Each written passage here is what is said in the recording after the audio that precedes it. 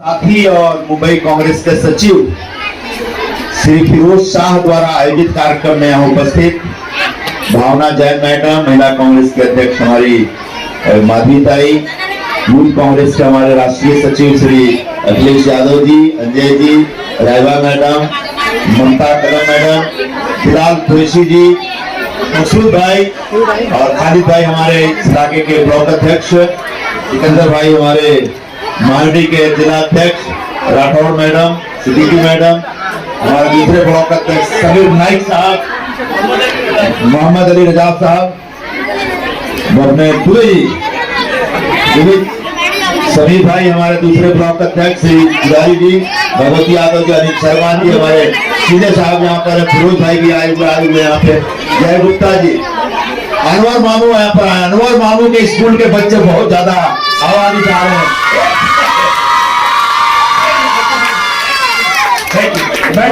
सरावने जी, नीलम गुप्ता जी, राज गुप्ता जी, और आज यहाँ पे बड़ी संख्या में उपस्थित हमारी माताएं, मेरी बहनें, सभी नौजवान साथी, प्यारे प्यारे बच्चे और खासकर मरियम स्कूल के बच्चे।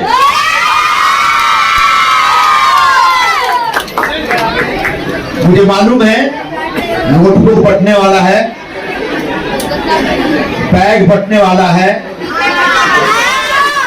और साड़ी भी बांटल जाए। कहते हैं केक कटेगा तो बटेगा, तो बहुत सारा कुछ आज बंटने वाला है। और आप लोग सोच रहे हैं कि जो बांटने वाले हैं, ये बांटने के चक्कर में खूब भाषण कराए जा रहे हैं।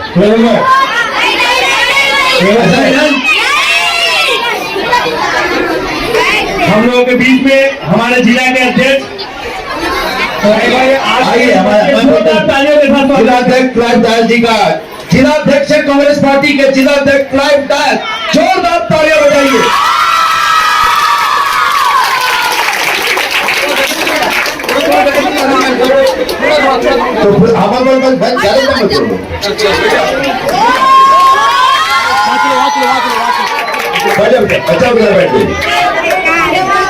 तो आज फिरोज भाई ने एक बहुत अच्छी महफिल सजाई है यहाँ पे। फिरोज भाई को बहुत बहुत मुबारक। और आप सभी लोग जो आसपास के दोनों तीनों वार्डों से आए हैं, मेरे ख्याल से उधर यादव नगर से लेके बहराम बाग तक के लोग हैं, आनंद नगर तक के लोग हैं, आप सभी लोगों को कांग्रेस पार्टी के इस कार्यक्रम में मैं हार्दिक स्वागत करता हूं।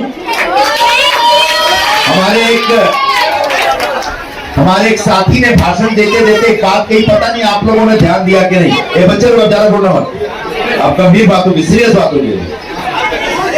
हमारे एक साथी ने भाषण देते देते एक बहुत अच्छी बात कही, आप लोगों ने ध्यान नहीं दिया, क्योंकि आप सबका ध्यान मेरे ख्याल से बैग और नोटबुक के ऊपर लगा हुआ है।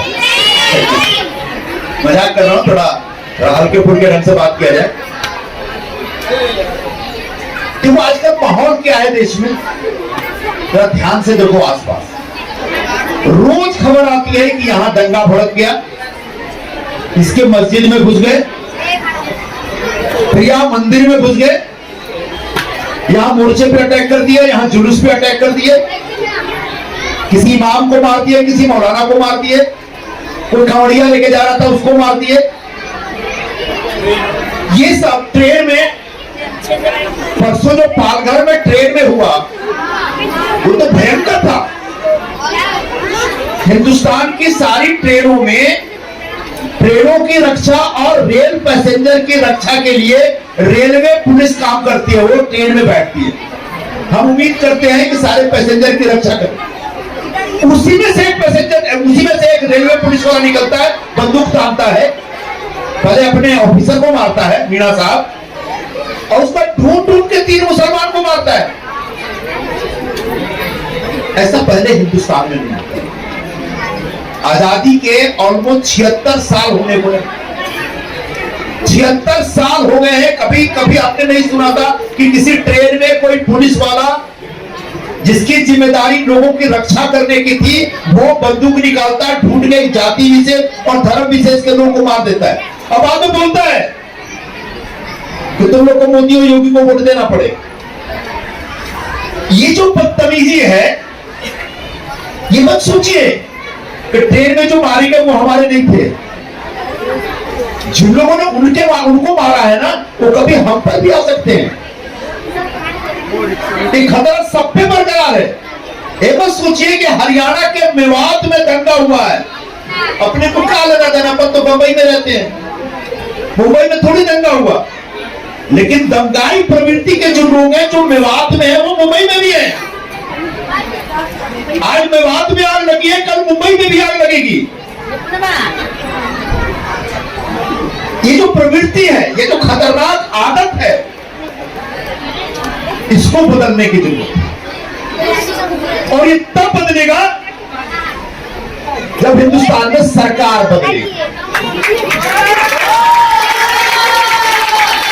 पीछे जो लोग खड़े हैं, बैठे हैं, उनको बैग कहीं चिंता में लगे हुए हैं।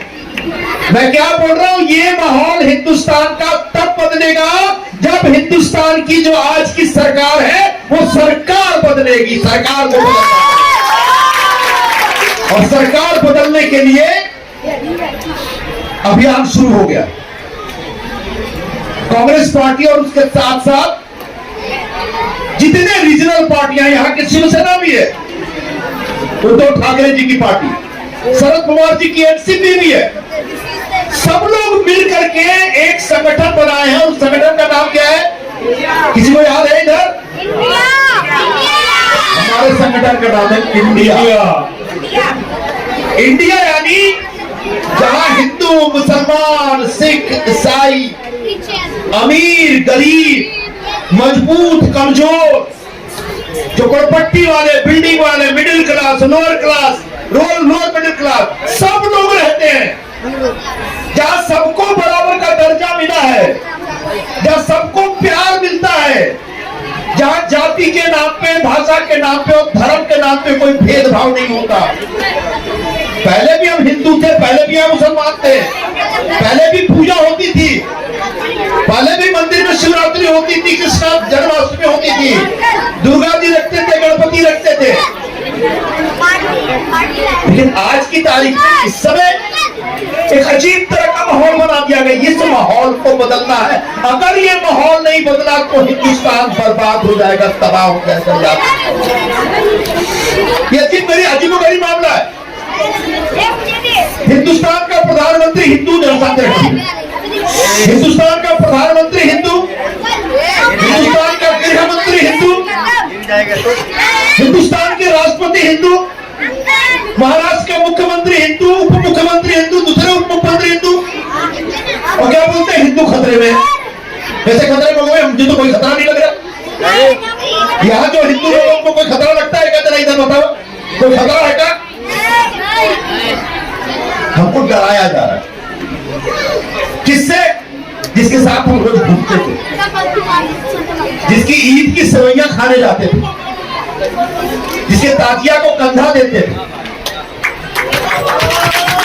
जो हमारे साइकिल का पंचर बनाता था, जो हमारा मोटर का मैकेनिक था, जो हमारे सारे काम करता था, जो हमारा रियल एस्टेट एजेंट था, जो हमारा बिल्डर भी हो सकता है, जिसने हमें घर दिया, जिसने हमें दुकान दी, जिसके साथ रेगुलर हमारा मिलना जुलना होता था, अचानक बोला जा रहा है कि उससे तुम खतरे में हो। ये कुछ नहीं, हिंदुओं को डरा करके अपना वोट लेने का कार्यक्रम चल रहा है। इससे बचा। वोट लेने के बाद क्या करेंगे? अगर वोट लेने के बाद देश का भला करें तो चलो वो भी स्वीकार है। आप क्या बोल रहे थे? अब की बार में बहुत हुई महंगाई की मार, अब की बार नहीं चाहिए मोदी सरकार। जरा इधर से मैं बोला तो इधर सुनता नहीं क्या। एकदम टमाटर के भाव पता बा 180 रुपए किलो, 200 रुपए किलो। हरी मिर्ची परसों 80 रुपए किलो बिक रही थी। लहसुन, अदरक, खाने पीने की कोई भी चीज ऐसी नहीं है जिसमें आग नहीं लगी है। आप सब ज्यादातर महिलाएं हैं यहाँ पे, सामान आप ही लाती होंगी, आपके मालिक आपको पूरे महीने का पैसा देते होंगे, अब मालिक को बताते होंगे कि बार पैसा कम पड़ गया, थोड़ा ज्यादा और दे दे, तो मालिक बोलती जरूर कुछ बचा कर तू अपने माई के भेज रही है। आपके दर्द को मालिक समझने लगे। उनको भी पता है कि डीजल महंगा, पेट्रोल महंगा, गैस महंगा, कपड़ा महंगा, साबुन महंगा, तेल महंगा, शैम्पू महंगा, दाल महंगी, मोबाइल महंगी, टीवी महंगा, फ्रिज महंगा। सस्ता क्या है इस समय? बीजेपी वाले जो गाली देते हैं वही सस्ती है, कुछ बोल सकते हैं। नफरत सस्ती है, गाली सस्ती है। 24 घंटे गाली देते रहे एक दूसरे को, जिनके साथ खाना पीना जीना, उसी को भाषा, जाति, मजहब के नाम पे भेदभाव करके गाली देते हैं।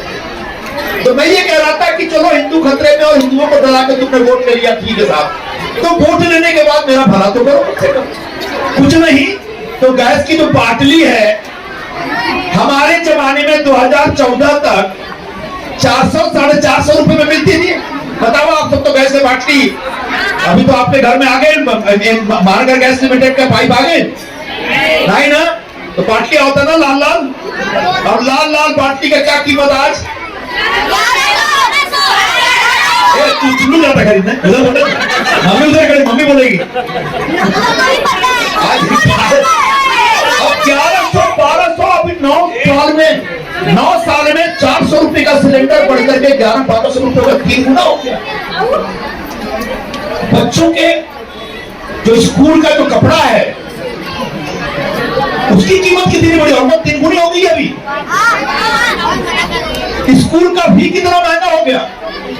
अस्पताल में इलाज कराने जाइए तो कोई भी अस्पताल ऐसा नहीं है जहां पर आप इलाज कराने जाएं और आपको कर्जा ना लेना पड़े। या तो घर द्वार बेचना पड़ेगा, जमीन जायदाद बेचना पड़ेगा, एक आध खोली बेचना पड़ेगा, नहीं तो किसी से कर्जा लेना पड़ेगा।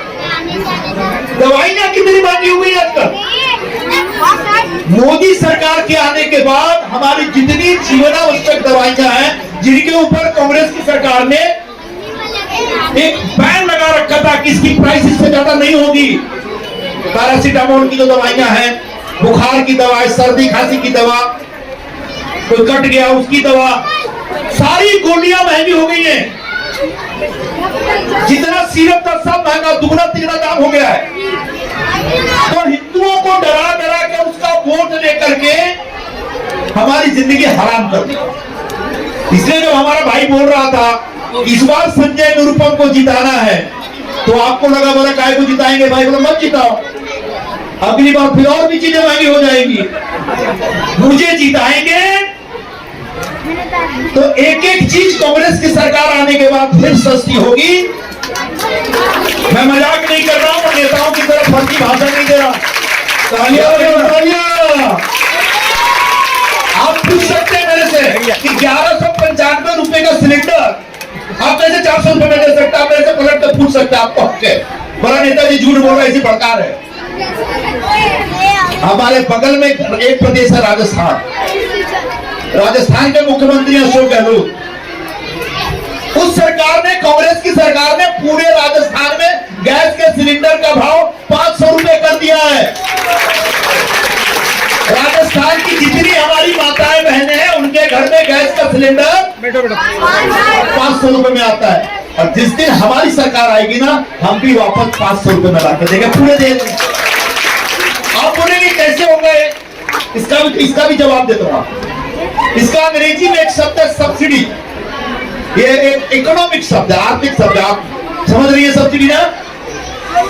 उसकी कीमत 1100 या 1000 रुपए ही है। सिलेंडर की कीमत जितने में डीजल पेट्रोल हमारे पास आता है, उसके बाद गैस बनाने के बाद सिलेंडर में जब गैस भरते हैं, कोई 500 किलो गैस भरा जाता है, उसकी कीमत 1000 रुपए आती है। लेकिन भारत सरकार, जब हमारी सरकार थी, तो हम लोग अपने जेब से, सरकार अपने खजाने से उसमें 600 रुपए डाल के आप लोगों को 400 रुपए में देती थी। क्यों? ताकि आपके रसोई का खर्चा आपके नियंत्रण में हो और आपके मालिक आपके ऊपर भरोसा करे, शक न करे कि लग रहा है अपनी माई के पास भेज दी, अपने बाबू के पास भेज दी, अपने भाई के भौजाई के पास भेज दी पैसा हमारा, देखिए ये शक कोई ना करे। जितना कमा के मालिक दे रहा है उसी में पूरा रसोई बढ़िया से चले, पूरा घर परिवार खाना खाए, इस प्रकार की व्यवस्था करने की चिंता कांग्रेस की सरकार की थी। आज वो चिंता नहीं है। अब आइए जरा, ये तो हो गया महंगाई, माहौल क्या देख रहे हैं आप। इसी माहौल के खिलाफ हमारे नेता राहुल गांधी निकले थे, कौन सी यात्रा पे? भाई तो बोले कौन सी यात्रा थी राहुल गांधी की? हाँ, क्या भारत जोड़ो यात्रा पे राहुल गांधी थी। राहुल गांधी के हो, जरा नाम बताओ। राहुल गांधी के बारे में कुछ पता है आपको? कांग्रेस के नेता, क्या उनके माँ बाप के, माई बाप के नाम? राजीव गांधी के बेटे, इंदिरा गांधी के पोते, जवाहरलाल नेहरू के पर पोते। मैं सब नाम क्यों बता रहा हूं? एक पूरा ये खानदान जो है ना, जब देश में आजादी की लड़ाई चल रही थी तब मोतीलाल नेहरू और पंडित जवाहरलाल नेहरू लड़ाई लड़ रहे थे गांधी जी के साथ। 22 साल जेल में रहे थे नेहरू जी देश को आजादी दिलाने के लिए। गांधी जी कितने साल जेल में रहे मत पूछिए, कितनी बार आमरण अनशन किया मत पूछिए। गांधी जी से लुकाठी लेके चलते थे, उनके पीछे नेहरू जी, राजेंद्र बाबू, मौलाना आजाद, सरदार पटेल, सारे बड़े बड़े नेता उनके पीछे घूमते रहते थे। अंग्रेजों से लड़े, देश को आजादी दिलाई। आजादी के बाद नेहरू जी प्रधानमंत्री बने, और प्रधानमंत्री जब बने तो एक ही किस्सा बताऊंगा, उसके बाद आगे बढ़ जाऊंगा। जब देश आजाद हो, शांति रखना, जब देश आजाद हुआ तो हमारे पास इतना अनाज नहीं था। यहाँ बड़े बुजुर्ग कोई बैठे हैं, तुमको पता होगा, याद होगा, हमारे पास इतना अनाज नहीं था कि हम अपने लोगों को खाना खिलाए थे। अनाज नहीं था, हम बहुत गरीब थे तब। हमारे पास एक सुई का प्रोडक्शन होता था, बाकी किसी चीज का प्रोडक्शन नहीं था, कोई उद्योग धंधे नहीं थे। लेकिन नेहरू जी ने कहा कि मैं अपने देश को एक प्रगतिशील देश, विकसित देश बनाऊंगा और पूरी दुनिया में अपने देश को आगे लेके जाऊंगा।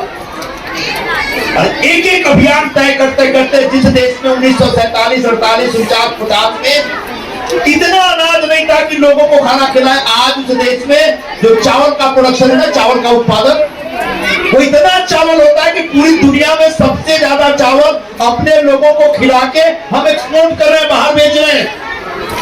इतना चावल पूरी दुनिया में कोई भी देश नहीं उत्पादन करता। इतना गेहूं, हमारे गेहूं नहीं था तब अफ्रीका के कोई देश से जो जानवरों को गेहूं खिलाते तो वो गेहूं आता था इंसानों के खाने के लिए, जो राशन कार्ड पे दिया जाता था। आज हम अपना गेहूं इतना उत्पादन करते हैं कि सबको रोटी खिला के पूरी दुनिया को रोटी खिलाने के लिए एक्सपोर्ट कर रहे हैं वो गेहूं। ये हरित क्रांति थी, ग्रीन रिवोल्यूशन था कांग्रेस का। उद्योग धंधा जहां सुई नहीं होती थी वहां पर आज क्या नहीं बन रहा है। आस पास देखो, कपड़ा लत्ता से लेकर के सारे ट्रक, बस, कार, मोबाइल, पता नहीं क्या सब कुछ, प्लेन तक बना रहे, हवाई जहाज तक बना रहे हैं। हवाई जहाज बनाते बनाते हम लोग अपना सैटेलाइट बना रहे हैं, और सैटेलाइट कहाँ जा रहा है? स्पेस में अभी कहा गया? मंगल पे ऑलरेडी तिरंगा लहरा चुके, चांद पे भी तिरंगा दूसरी बार लहराने गए। ये नेहरू जी का ख्वाब था, नेहरू जी का सपना था कि हिंदुस्तान को पूरी दुनिया के मानचित्र पर एक ताकतवर देश बनने खड़ा होना है। बाद में नेहरू जी के बाद इंदिरा जी आई। इंदिरा जी ने भी पूरे हिंदुस्तान को आगे बढ़ाने में कोई कसर नहीं छोड़ा। जितने भी जमींदारों के, राजाओं के, नवाबों के तमाचे थे, सबको लात मार के किनारे किया। बोला ये देश सर्व सामान्य नागरिक का देश है, पहले उसका ख्याल रखा जाएगा। और एक एक व्यक्ति का ख्याल रखने के लिए 20 सूत्री कार्यक्रम के जरिए हर गरीब की सेवा करने में उन्होंने एक कदम आगे बढ़ाया। इंदिरा जी की हत्या हो जाती है, क्यों हत्या हुई डिटेल में नहीं जाता हूं। राजीव गांधी आते हैं। राजीव गांधी ने कमाल क्या किया, जरा एक समझ लो, एक किस्सा बताऊंगा। राजीव गांधी जब आए तब इस देश में कंप्यूटर का नाम भी किसी ने नहीं सुना था। और जब कंप्यूटर की बात तुमने कही तो अचानक देश में सब हिल गए। ये क्या होता है? तो बोले हो कि जो 15 लोग मिलकर के हाथ से काम करके जो करेंगे वो एक कंप्यूटर पे एक आदमी बैठ के कर देगा।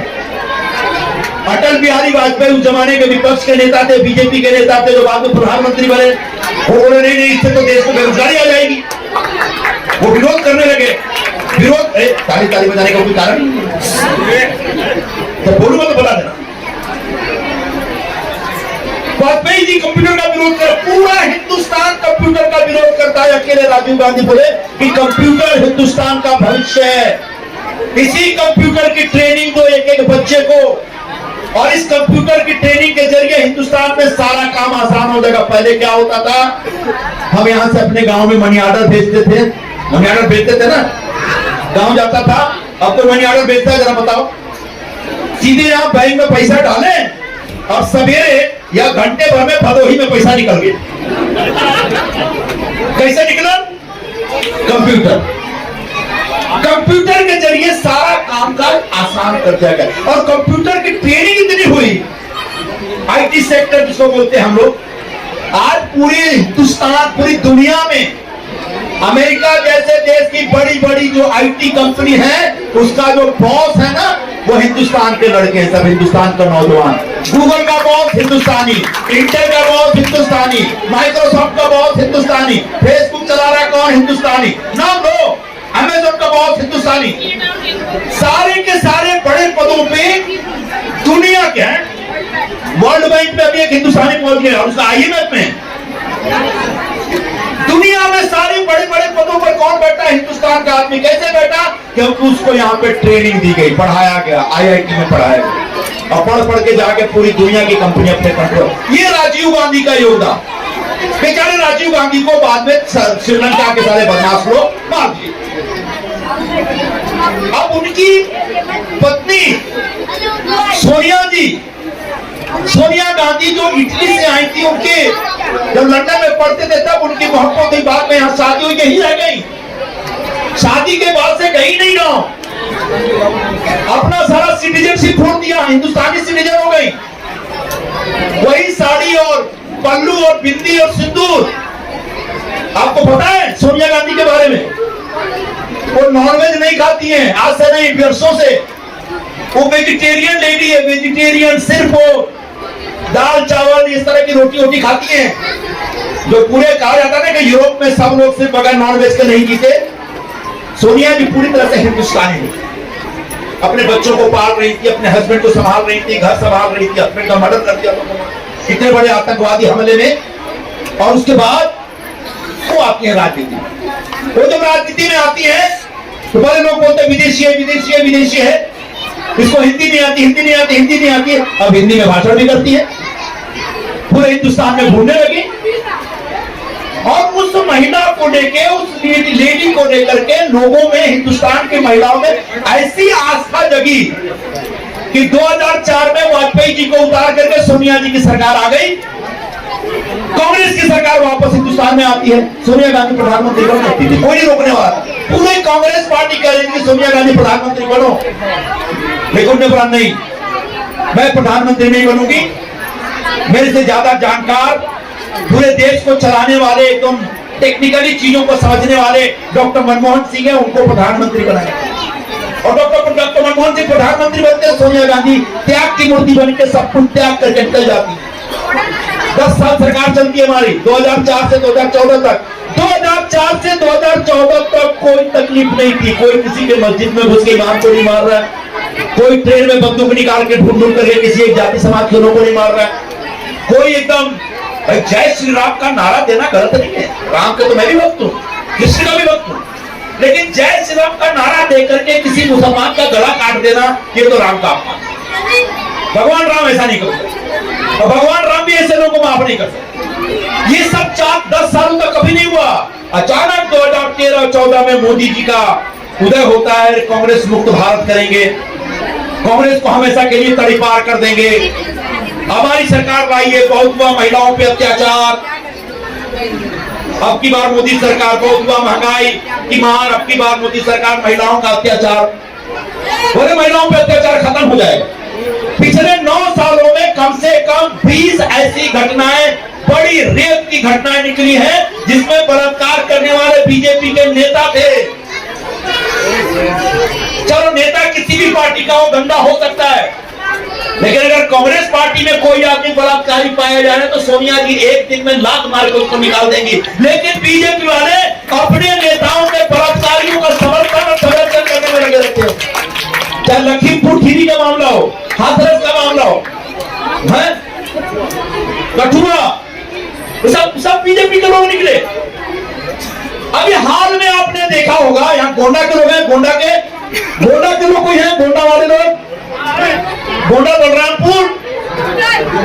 आपने देखा होगा बहुत सारी पहलवान लड़कियां हरियाणा की, जाट समाज की लड़कियां जो पूरे हिंदुस्तान में, पूरी दुनिया में पहलवानी करके मेडल लाती हमारे लिए, गोल्ड मेडल लाई हो।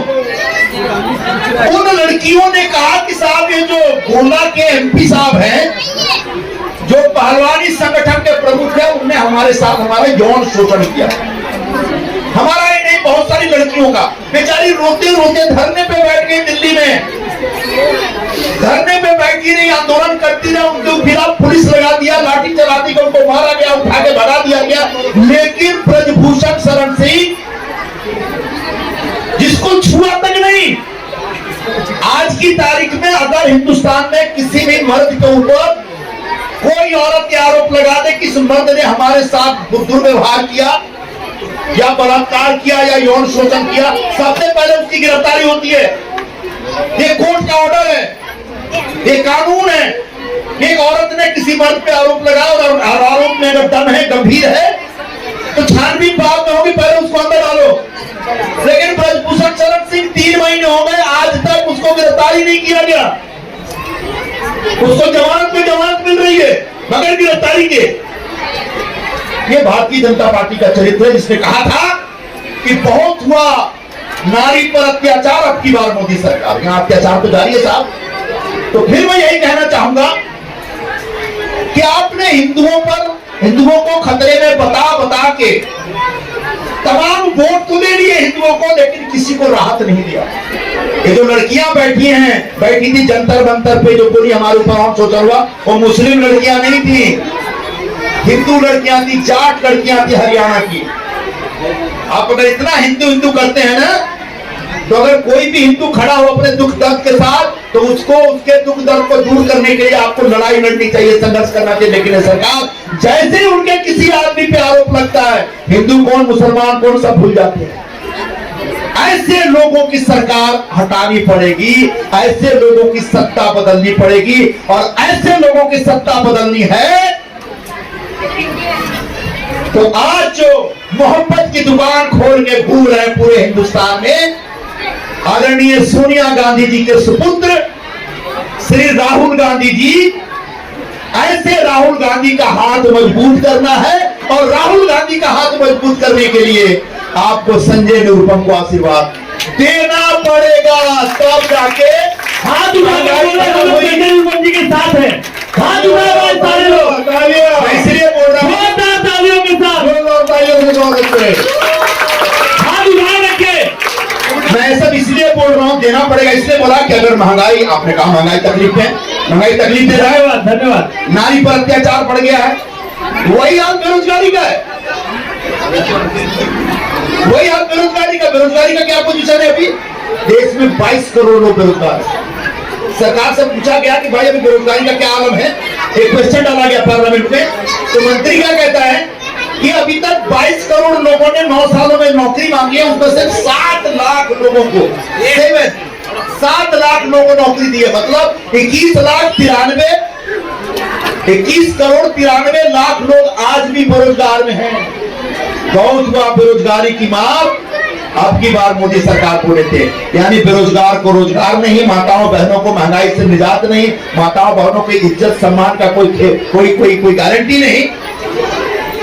जो वादे किए सारे वादों पे अब फेल हो गए हैं। और ऐसे वादों पे फेल होने वालों को हटा के आपको न्याय देने के लिए, आपको संरक्षण देने के लिए, आपकी महंगाई, आपका टमाटर सस्ता करने के लिए, आपके घर के बच्चों को रोजगार देने के लिए कांग्रेस पार्टी वापस अगले साल सरकार में आने की तैयारी कर रही है। और उस तैयारी में आप लोग हमारा साथ दीजिए, ये मैं आपसे गुजारिश करना चाहता हूं।